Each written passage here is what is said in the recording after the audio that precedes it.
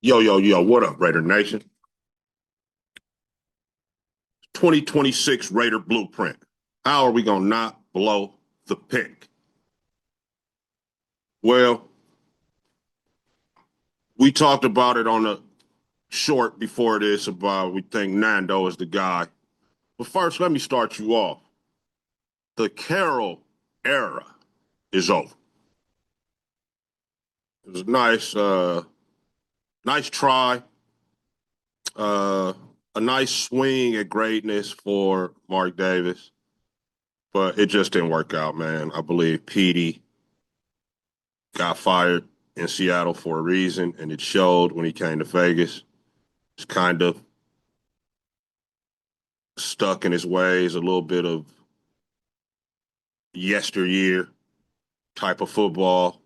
And the game has moved on. The game has moved to a little bit different thing. Not saying that what Pete was teaching and his philosophies weren't good. It's just at this moment in football, it's not what everyone else is doing, and it is showing. And his teams are not able to get victories because of some of the archaic ways of thinking that he has, like with the DBs and the coverages and whatnot. So Pete Carroll era is over. Geno was brought in and sold to us as the savior. He was anything but. He threw more picks than games he played in. He played in 15 games. He threw 16 picks, if I'm not mistaken.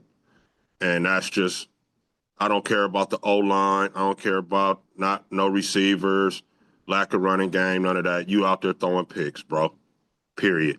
It was teams, who had issues at O line and all that as well, and they wasn't out there throwing damn near 20 picks. You're just not a good quarterback, my guy. And it's cool, you know what I'm saying? But I believe they're gonna give you your 18.5 mil and tell you to take your ball and go home, bro. Which they should. And I don't really see a spot for you in the league unless gonna go back to that backup situation that you had always been in, and that really, is what you are. Or you could just go ahead and retire, bro. But I don't see you starting ever again in the league, and definitely not getting that starter money like you got with the Raiders. So maybe some backup duty somewhere. Coach will take you in as the backup, give you a few bucks, but all that big money, that's over with, and starting is over with in the National Football League for you. So moving on, man. The Raiders have been conducting an extensive coaching search. I will give them their props on that. They have been, knocking on some doors, shaking a few trees, and doing their due diligence as far as interviewing a bunch of different types of guys, right? So, as of the taping of this show, this video, they had 12 guys that they had lined up for interviews.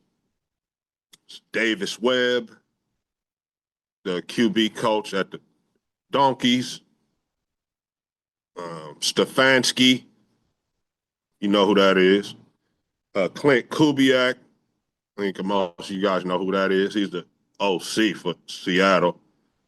Shula, grandson of the great Don Shula, is the DC for the Rams. They interviewed him. And, we could kind of tie him to perhaps Mike LeFlore, who is the Rams OC. So maybe those two come to Vegas as a package. I'm not sure. I haven't heard that, but or maybe you get Shula and Nathan Shieldhouse, another Ram coach, a passing game coordinator that they interviewed. So they interviewed three of the Rams coaches: Mike LeFlore, Shula, and Shieldhouse. So two offensive guys and a defensive guy. So maybe they get Shula to coach and they get Shieldhouse to come be the OC. I don't know what they're thinking, but they interviewed 3 dudes off that staff. Then they also interviewed Vance Joseph. Vance Joseph, the decor for Denver. Maybe they thinking hire Vance Joseph and Davis Webb, right?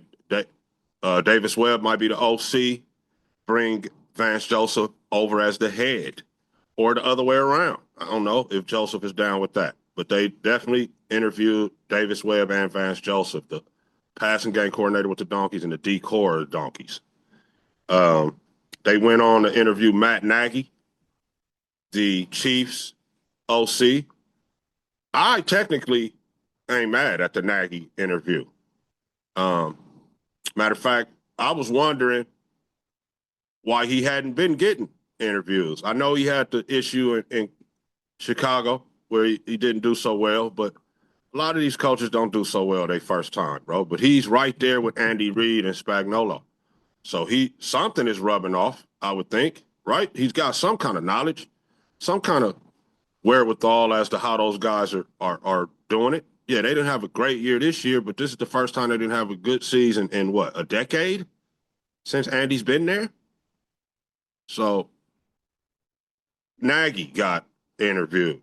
Everall got interviewed, the Carolina Panthers defensive coordinator. This is one of the names, the hot names that's floating around this cycle. Decor got the Panthers into the playoffs after they had a dismal season in 24. So Everall got a interview from the Raiders, as did Jeff Hadley.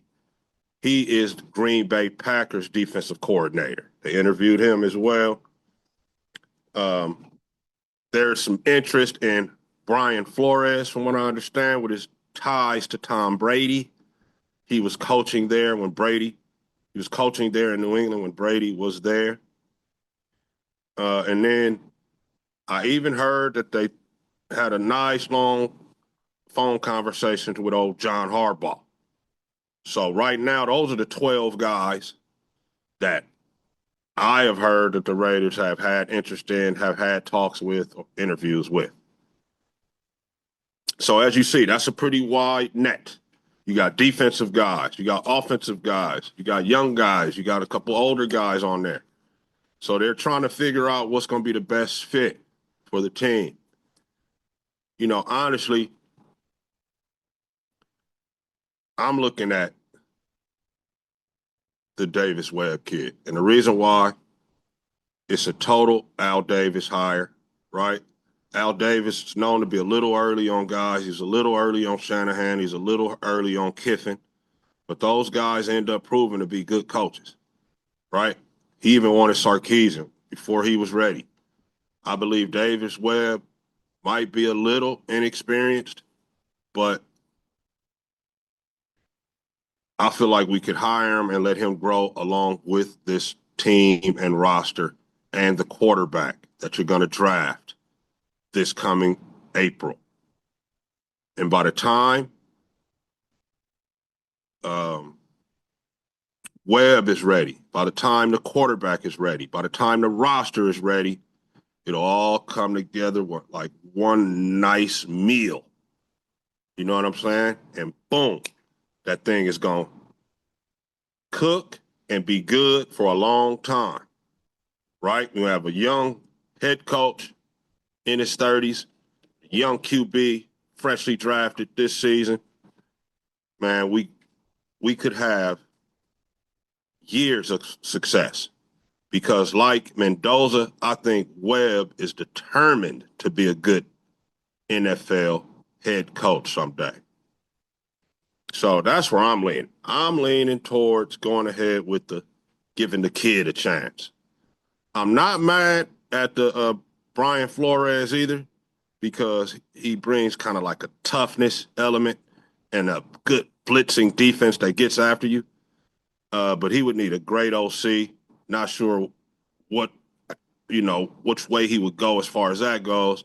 I heard a lot of Flores and Dayball, um,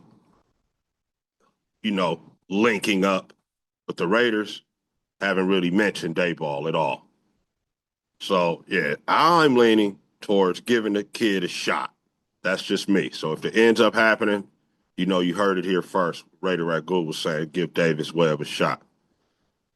So now, let's move on a little bit to the draft. We, as everyone knows, has that number one pick. You watch that Rose Bowl game, the Indiana versus Oregon. I truly believe Fernando answered all the questions. Fernando Mendoza checked off all the boxes. Um, yeah, he could be a little more athletic, but we're not paying him to be a running back. You're not paying him to be a wide receiver. As long as he can get out of the pocket, get a few yards, and slide, that's all we need. But that accuracy and the leadership skills and the selflessness, his attitude, I love the kid. I think he'll go great in Vegas. The Raiders have a tremendous Latino following. I think the Mendoza name will go over well, sell tons of jerseys. And like I said before, I feel like Fernando's going to be a determined individual, determined to be a good football player, and won't stop working until he is a good football player. Dante Moore is a good quarterback. He's going to be probably a great quarterback in the league. But right now, he needs more reps. He needs to stay in school, honestly. And if you got him, you would be drafting him on upside alone and expecting a couple of bad years, I would think.